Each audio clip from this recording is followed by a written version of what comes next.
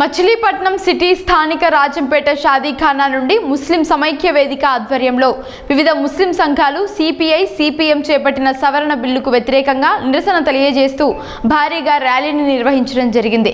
ఈ ర్యాలీలో దాదాపు 5,000 మంది ముస్లిం సోదరులు పెద్ద ఎత్తున పాల్గొని కోనేరు సెంటర్ వరకు ర్యాలీని జయప్రదంగా నిర్వహించడం జరిగింది।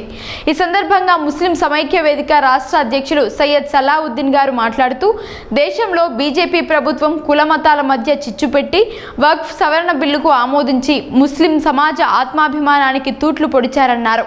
రాష్ట్రంలో కూటమి ప్రభుత్వం ముస్లింల ఓట్లతో గద్దెనెక్కి సవరణ బిల్లుకు మద్దతు తెలపడం క్షమించరాని నేరం, వీరు చరిత్రహీనులుగా మిగిలిపోతారు అన్నారు।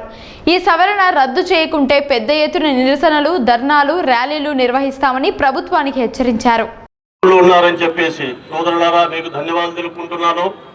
ముఖ్యంగా ఈ రోజు ఒక దేశ కాపాడతానని చెప్పి నేను చౌకీదారని చెప్పిన ప్రధానమంత్రి గారు ఈరోజు ఒక్కరికి ఒక్క న్యాయం చేస్తున్నారు। అలాగే చౌకీదార్ అని చెప్పేసి ఆ చౌకీదారే ఇంట్లో దొంగతనం చేస్తే మనం ఏం చేయగలుగుతాం సోదరులారా? చౌకీదార్ చోర్ అని చెప్పేసి ఎప్పుడో ఆయన చెప్పారు। ఈ చౌకీదార్ ఈ రోజు మా ముస్లిం ఇళ్లలోకి దూరి, మా వక్ఫ్ బోర్డులోకి దూరి, మా ఆస్తులను కాజేసి ఈ వాళ్ళ సొంత హమ్దో హమారేదో అని చెప్పేసి వాళ్ళ ఇద్దరు కంపెనీలకు కట్టపెట్టేటందుకు ప్రయత్నం చేస్తున్నాడు సోదరులారా।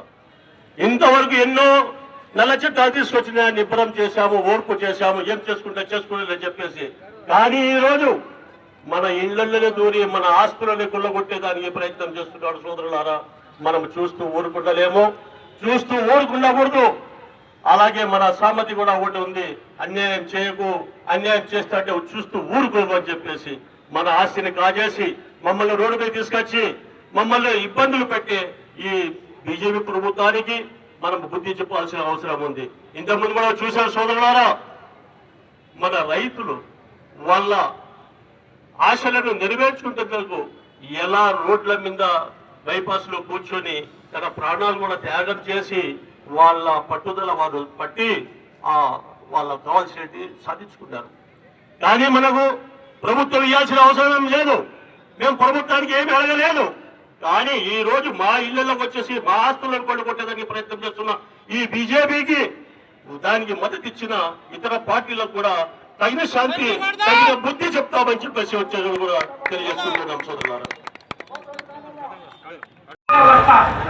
इज्जत नफ्स किसी शख्स की महफूज नहीं, आपको अपने ही निगहबानों से डर लगता है। डंके की चोट पर जालिम को बुरा कहता हूँ, डंके की चोट पर जालिम को बुरा कहता हूँ। मुझे मोदी से, अमित शाह से, बाबू से, पवन से नहीं डर लगता है। बीजेपी ఏదో ఒక బిల్లు తేవడము, ముస్లింలకు ఇబ్బంది పెట్టడము, ఈరోజు అదే పనిగా ముస్లింలను అణగదొక్కేటందుకు ఈరోజు వక్ఫ్ సవరణ బిల్లు తీసుకురావడము, ఆ వక్ఫ్ సవరణ బిల్లు వస్తుందని తెలిసినా కూడా మేము చంద్రబాబు నాయుడు గారికి, నితీష్ కుమార్ గారికి, పార్టీ గారికి నమ్మి మేము రోడ్ల మీదకి రాలేదు। ఈరోజు మేము నమ్ముకున్న 3 పార్టీలు కూడా ఆ బిల్లుకు మద్దతు ఇచ్చి మమ్మల్ని అన్యాయం చేశారు। మిమ్మల్ని నమ్ముకున్న వాళ్ళను మమ్మల్ని అన్యాయం చేశారు కనుక సోదరులారా, ఈ బీజేపీ ప్రభుత్వము ఈ వక్ఫ్ సవరణ బిల్లు వెనక్కి తీసుకునేంత వరకు ముస్లిం సోదరులు, క్రిస్టియన్లు, యూదులు, బౌద్ధులు అందరూ కలుపుకొని, ప్రజా సంఘాలు కలుపుకొని ఈ బిల్లు ఉపసంహరించేంత వరకు ఉద్యమిస్తామని చెప్పేసి మీడియా ముఖం తెలుపుకుంటాం। అలాగే సోదరులారా, ఈ బీజేపీ ఏమనుకుంటుందంటే ఏ చట్టం తెచ్చినా కూడా వీళ్ళు వ్యతిరేకించలేదు, వీళ్ళు ఏం చేసుకోలేకపోతున్నారు అని చెప్పేసి అనుకుంటుంది।